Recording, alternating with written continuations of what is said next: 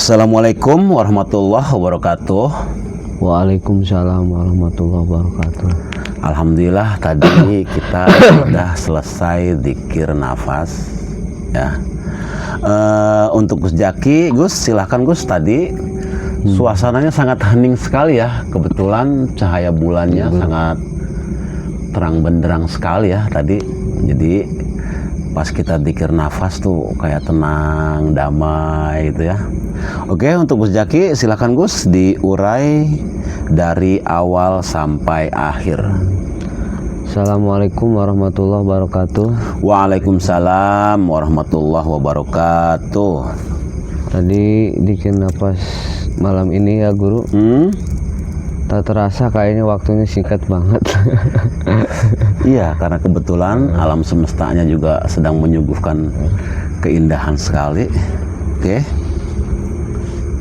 Tadi ketika masuk ruang alam bawah sadar Guru, saya melihat dari atas itu ada seseorang yang menunggang kuda menghampiri kita yang meditasi di sini, yang zikir nafas. Suaranya diperbesar Gus. Dan kami semua, pertama saya dulu diajak sana, dibawa naik, kemudian kedua setelah itu Kanjeng dan Samsul mengikuti dan naik kuda juga. Di keliling dulu, gitu. Enggak. Langsung di bawah sinar rembulan. Di bawah sinar rembulan beliau turun, kami juga turun. Seperti tanah aja di situ, tapi di atas, di ruang hampa gitu. Oke. Duduk di situ yang hadir zikir nafas. Beliau, ya saya sudah pernah ketemu sih ya Guru. Beliau Nabi Khidir Guru. Nabi Khidir, Ada beberapa kalimat yang beliau sampaikan. Terus kata beliau, saya disuruh melihat ke seluruh semesta yang indah ini Guru, di bawah sinar rembulan yang terang, yang indah. Coba dibayangkan dari ketika atas kami sana melihat keindahan semesta, kami semua takjub. Ya luar biasa Guru. Lama kami disuruh melihat dalam semesta ya, sambil dituit cahaya bulan. Kemudian beliau baru berkata, orang yang lembut itu ketika melihat apa yang dikaguminya, ketika melihat keindahan-keindahan apa yang dikaguminya, maka dia tidak akan melihat apa yang dikagumi itu, tapi siapa yang mencipta, siapa yang membuatnya. Terus ketika kamu melihat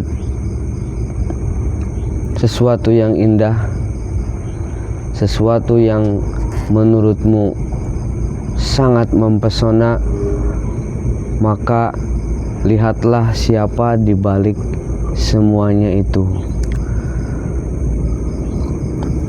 Maka ketika kamu mampu demikian melihat apa yang di balik semuanya itu, semua yang diciptakannya Guru.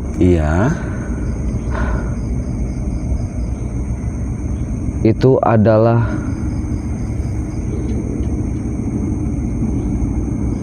kelembutan cipta, penglihatan kelembutan yang mana nanti apa yang dilihatnya akan masuk menyatu dengan energi yang ada di dalam tubuhmu. Setelah itu kami semua mendengarkan, ya, dan itu kalimat terakhirnya. Sampai selesai itu kami masih melihat keindahan-keindahan itu, dan sampai kami selesai itu disuruh iya melembutkan hati. iya Iya. Sekian guru. ya. Ketika kamu naik di sana ya, seperti ada alam lagi di atas, terus Iya. kamu dipersilahkan untuk melihat Melihat alam alam semesta, semesta. ya, yang penuh dengan keindahan di bawah cahaya bulan, ya. Terus kata Nabi Khidir, ketika kamu melihat keindahan alam semesta, Iya. yang kamu lihat adalah keindahan dengan cahaya bulan, kamu melihat di situ. Nah, orang yang hatinya lembut, Iya. ya, itu akan melihat, ya, atau mata yang sudah masuk ke wilayah wajhullah, ya, yang sudah melihat Allah, itu akan takjubnya bukan karena suasananya yang sangat indah, artinya kekosongan, ya, terus diituin cahaya, ya. Nah, matanya dia melihat keindahan, Iya. ya. Akan tetapi hatinya tertuju kepada yang menciptakan keindahan Iya. ini.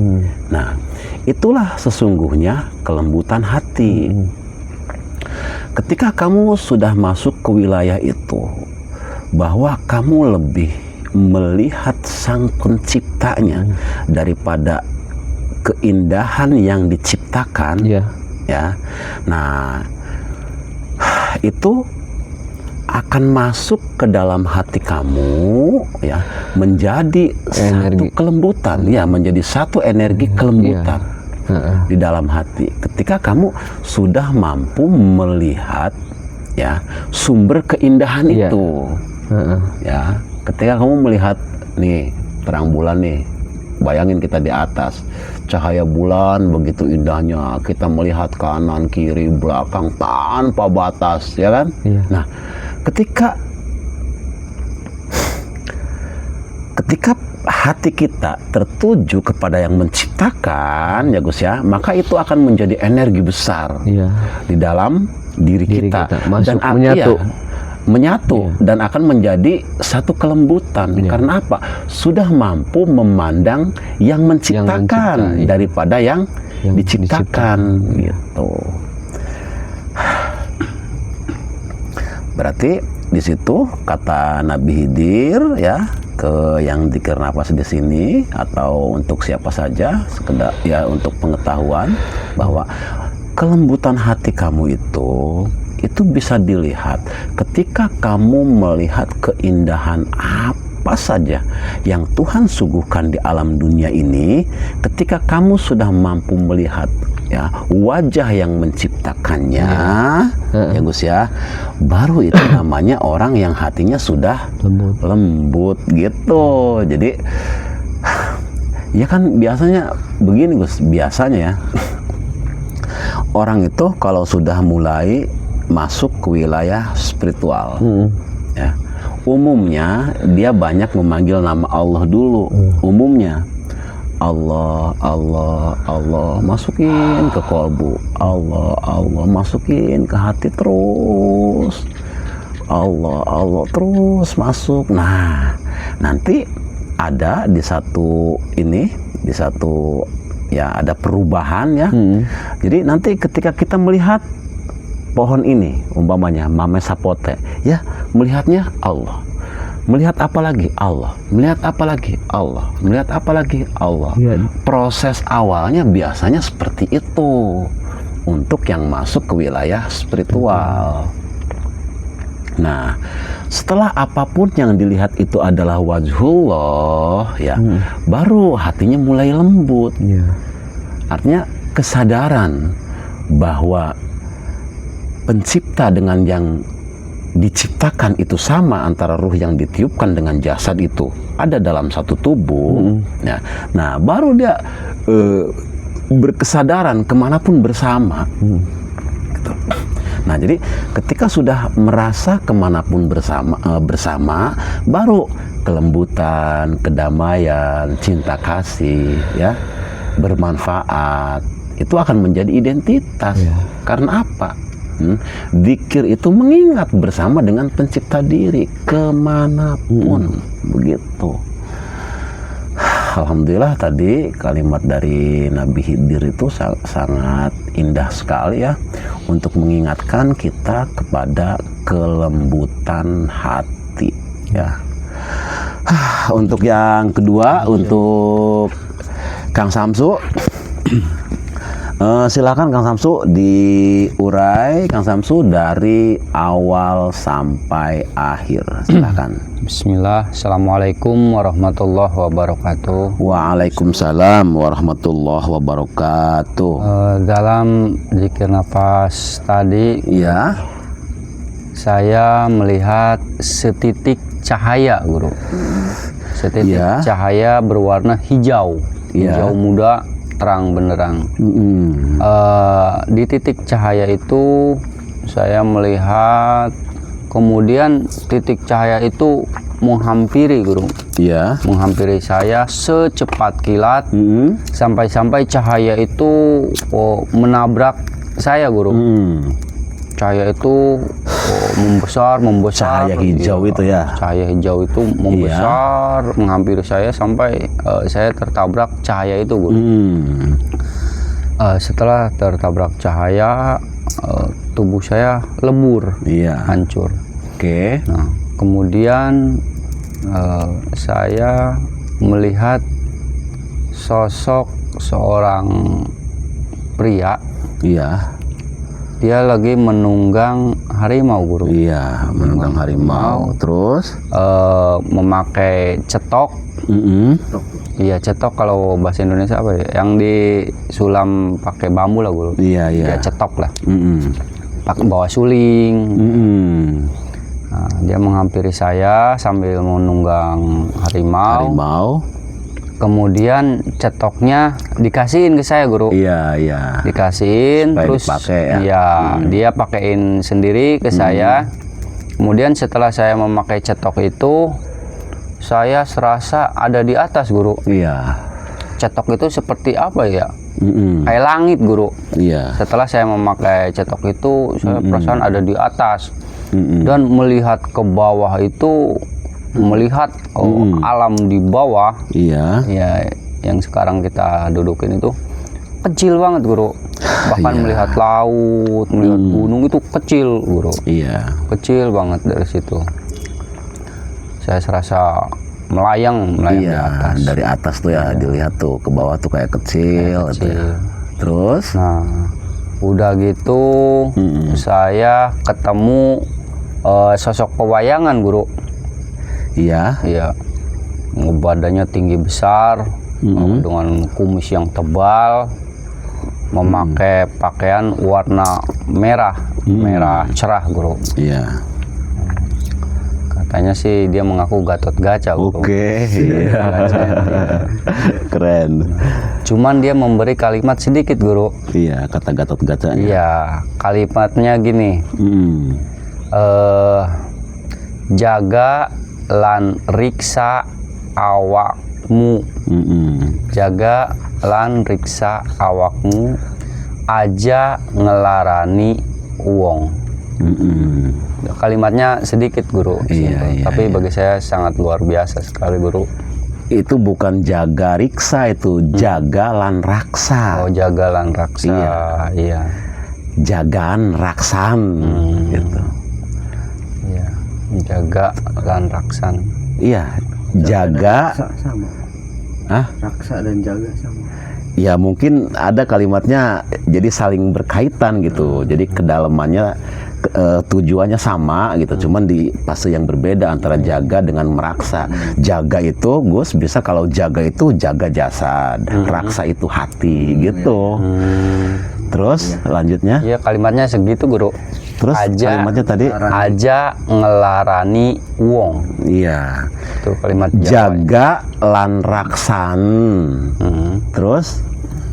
Awakmu. Nah, jaga dan raksaan badanmu gitu ya, jangan sampai menyakiti orang lain gitu. Jaga dan raksa awakmu, jangan sampai menyakiti hati orang lain. Terus so, Ya sampai situ guru. Sampai situ. sampai Iya, siapa tadi, Arjuna, Gatot Kaca. Gatot Guru. Kaca Iya. ya. Aki Maungnya siapa itu? Nah itu dia guru. Sosok itu saya kurang enggak menyebutin nama. Dia lagi nunggang kuda, pakai cetok, bawa suling guru. Iya. Tapi dia enggak ngasih identitas siapa dia. Jaga lan raksa awakmu, ojo ngelalara ngelarani wong liyan. Gini, kalau diuraikan ya, cahaya hijau itu kan Gus, cahaya hijau itu kalau dibaca di dalamnya simbolnya itu menyatunya ya antara hati Gus ya, hati sama dengan pikiran ya, pikiran sama dengan ucapan, ucapan sama dengan Perbuatan. perbuatan selaras. Nah, jadi ketika cahaya hijau itu masuk, klik ke tubuh, melebur ya, itu menjadi laku gitu. Menjadi laku artinya sama antara hati, pikiran, ucapan dan perbuatan gitu. Udah menyatu, klik, disimbolkan dengan warna hijau itu. Nah, sudah itu melihat apa tadi, harimau, Iya. ya. Seorang lelaki tua menunggang harimau. Iya, lelaki tua yang menunggang harimau ya. Terus dipakein ini Cetok, iya. iya kayak kopiah aja gitu ya, umpamanya, tapi dibikinnya dari bambu ya, terus naik ke sana ke atas ya. Nah, ketika dari atas itu melihat ke bawah kecil. Nah, artinya ketika dari atas melihat ke bawah kecil itu, Gus, artinya ya orang yang dibawa naik oleh Allah kepada ketinggian, ya Gus ya, itu pasti orang yang merasa dirinya kecil, Gus. La haula wala quwata illa billah, tidak ada daya dan tidak ada upaya gitu. Jadi dimanapun orang besar itu pasti akan merasanya kecil. Karena apa? Semua perbuatan-perbuatan baiknya yaitu bukan diklaim datang dari kebaikannya, akan tetapi kebaikannya diberi oleh Allah gitu. Nah, orang yang ditinggikan derajatnya itu adalah mereka orang yang selalu merasa kecil.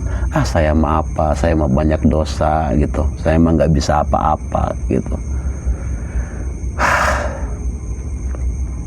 Dah seperti itu. Setelah itu, nah baru tadi ada siapa? Gatot Kaca. Nah, Gatot Kaca itu kan identik dengan orang Jawa ya. Terus bahasanya tadi, tolong jaga apa tadi, So? Jaga lan riksa. Jaga lan raksa. Ya. Jaga lan raksa awakmu aja ngelarani uang ya. Jadi tolong jagalah ya jasad dan hati kamu ya, untuk tidak menyakiti hati orang lain ke sana. Nah, bagaimana caranya supaya kita tidak bisa menyakiti orang lain? Ya, bagaimana caranya? Disadari, Gus, bahwa kita semua ya manusia di alam dunia ini ya dibuat oleh Allah dari ruh yang sama. Hanya bungkus yang berbeda. Bedanya tuh hanya bungkus saja. Ya. Kamu umpamanya laki-laki, itu perempuan, hanya jasadnya saja yang berbeda, tapi dari ruhnya sama enggak. Nah, orang yang sudah masuk ke wilayah itu, ketika melihat orang lain sakit, dia akan merasa tersakiti. Karena apa? Mereka merasa bahwa orang lain adalah bagian daripada dirinya sendiri gitu. Jadi bertindak adillah kamu kepada siapapun ya. Adil-adil itu dengan tidak menyakiti hati orang lain. Persembahkanlah kebaikan hati kamu ya kepada siapa? Kepada setiap orang yang kamu jumpai. Bertemu dengan siapapun ya, suguhkan kebaikan hati kamu. Walaupun kamu tidak harus dilihat baik oleh orang lain. Yang penting kitanya aja gitu. Jangan sampai kita menitipkan kejahatan-kejahatan hati kita kepada orang lain gitu. Jadi riba itu Gus aslinya mah ya, ketika kita menyakiti orang lain itu namanya riba. Ketika ada orang lain yang tersakiti ya, berarti kita menitipkan riba ke orang lain gitu. Di nasihat kali ini ya, yang siapa tadi?